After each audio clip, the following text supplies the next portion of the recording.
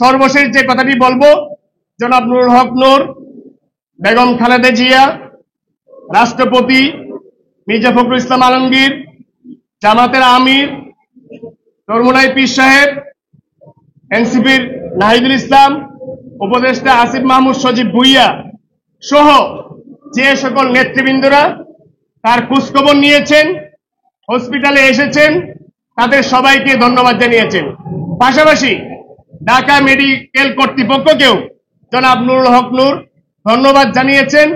এখানে যতটুকু চিকিৎসা প্রয়োজন ঢাকা মেডিকেল কর্তৃপক্ষ সর্বাত্মকভাবে আমাদেরকে সহযোগিতা করছেন। ধন্যবাদ। আপনার নাম এবং পরিচয় দেখুন। আমি হাসান আল মামুন, সিনিয়র যুগ্ম সাধারণ সম্পাদক, গণ অধিকার পরিষদ। ডাক্তাররা তো বলেছে নাকের হাড় এবং ভেঙেছে, এটা হিলিং হতে 4 থেকে 5 সপ্তাহের মধ্যে হয়ে যাবে।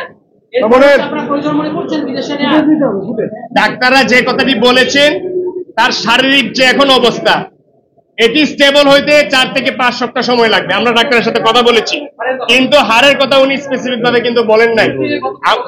আমরা যেটি জানি যে এই হাড়ের যে সমস্যাটি তৈরি হয়েছে, এটি সবচাইতে ভালো চিকিৎসা হচ্ছে দেশের বাইরে, কারণ এটি দীর্ঘমেয়াদী ভুগতে হয়। আমি আপনাকে একটা এক্সাম্পল দেই, আমার নিজেরও কিন্তু নাকের এই হাড়টা ভাঙা, আমি কিন্তু একবার অপারেশন করিয়েছি, কিন্তু এটি পুরোপুরি রিকভারি হয় নাই। এক পাশে বন্ধ থাকে, এক পাশে আবার খোলা হচ্ছে। সুতরাং আমাদের যে চিকিৎসা ব্যবস্থা আছে এটার প্রতি আমি সম্মান রেখেই বলছি যে দীর্ঘমেয়াদী এটি যদি আপনি ভালো চিকিৎসা করতে হয় তাহলে অবশ্যই দেশের বাইরে চিকিৎসা করতে হবে। ধন্যবাদ।